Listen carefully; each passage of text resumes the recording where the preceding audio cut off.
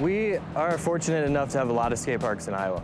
There's been new skate parks popping up all across the state, and it's really from border to border. There's some really state-of-the-art facilities that have been built in the last 10 years.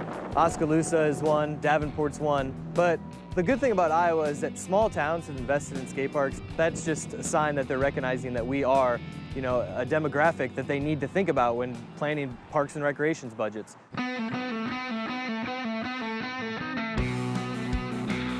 Make no mistake, Iowa truly has embraced the world of extreme sports through skate parks. From Algona in the north, Centerville in the south, Council Bluffs out west, and many stops between, skaters can easily find an Iowa spot to shred. But today, the park of choice is one of central Iowa's best in Ames. What makes the Ames skate park so unique is that it has a lot of obstacles that you don't find at other skate parks. You got some wavy rails, down angle iron ledges that are really long and really nice. It doesn't have the best flow to it, but there's a lot of individual obstacles at this skate park that are really fun. Bruce and his friends run the popular Iowa-based rollerblading website, iowaconnection.com, a site Bruce has been a part of for years, building a community of inline skaters. Well, the history of rollerblading is definitely rocky. It was the fastest growing sport in the United States in the 90s. But then, the bottom just completely fell out. Rollerblading got kicked out of the X Games, which was really the low point for rollerblading as a whole. But now we're starting to look at it. Maybe it's a good thing to downsize a little bit, and maybe you get to be more grassroots, and you get to be more about small communities and then grow in a larger community.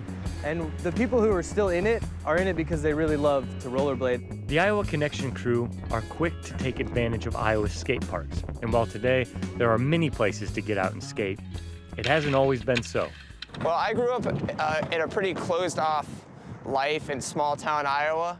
I lived in early Iowa, which was a town of about 500 people, I would say, maybe even smaller. If you're not familiar with Iowa, most of the roads in small towns are tarred and then filled with rocks. So I couldn't really skate on the street. I moved to Jefferson, and they had a skating rink. I went pretty much every day I was able to go, and blisters on my feet every day. I'm loving it. For many rollerbladers, the alternative to skate parks is street skating, grinding down the handrails, park benches, and sidewalks. Illegal in some areas, without a skate park, street skating is often the only option. I prefer street skating, but I didn't grow up with a park. It took me a long time to get to this status that I'm at, just skill-wise, and that's because I didn't have a park, mostly. And street skating for rollerblading is a huge part of the culture and a huge part of the community. You can be a little bit more expressive with your movements. You can be a little bit more deliberate. You can explore more. And that's really the thing that's appealed to me is we get to see so much of these cities that we go and skate in because we're constantly looking at things in a different light. Still, for many communities, street skating can be a nuisance. And it seems for Iowa towns the best way to combat it has been to build skate parks. Well, it was late 2009 and skaters were everywhere, all over town, and Oskaloosa was no different. We wanted to offer something to these kids that have this sport and like this sport, and city officials also got behind it. It was really amazing to see the youth that are participants. They saw the whole process of going to city council meetings, presenting in public, doing different things like that. Once this got built, they stopped skating on the furniture, and I think it's been wonderful. Oskaloosa opened its skate park in 2012. And it quickly became a popular place for skaters and kids to spend their time. Beyond that, it has become a focal point of the community with public events built around it. But we've done a dance here, and we had a DJ, we've had a band here. It's scheduled for August the 1st. We have a lot of visitors come to the park. Pretty much daily we have visitors from other places, Iowa City, Des Moines. I think skate parks bring a lot of value that people may not even recognize. I've been skating for 22 years. I'm still not very good at it, but it's just something that I found a community in that supported what I was doing. It was very welcoming. As the number of skate parks in Iowa has grown in recent years, one city stands out as not having a signature park, our capital, Des Moines. From my knowledge, they wanted to build a state-of-the-art facility, one of the biggest, if not the biggest in the Midwest, possibly even in the nation. But inevitably, when you build a skate park, you need the support of your local government because skate parks are not cheap. And I think they need to look at extreme sports once again in a different light.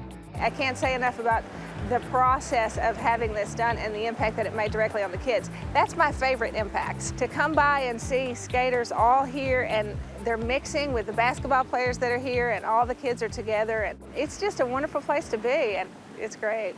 And skate parks can bring a big economic benefit to their hometowns.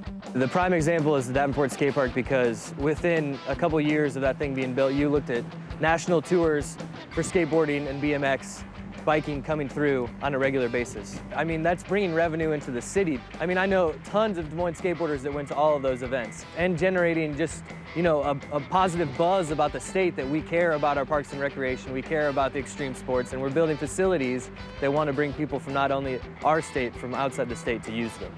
As it stands, communities across Iowa are offering skaters, bladers, scooters, and bikers a plethora of options when it comes to skating. But for Bruce and the Iowa Connection crew, it's not really about the park. Nice. My favorite thing about going to the skate park is being outside with my friends. And this is a great place to spend time. So the freedom is definitely something that appeals to me. It's really just about a community now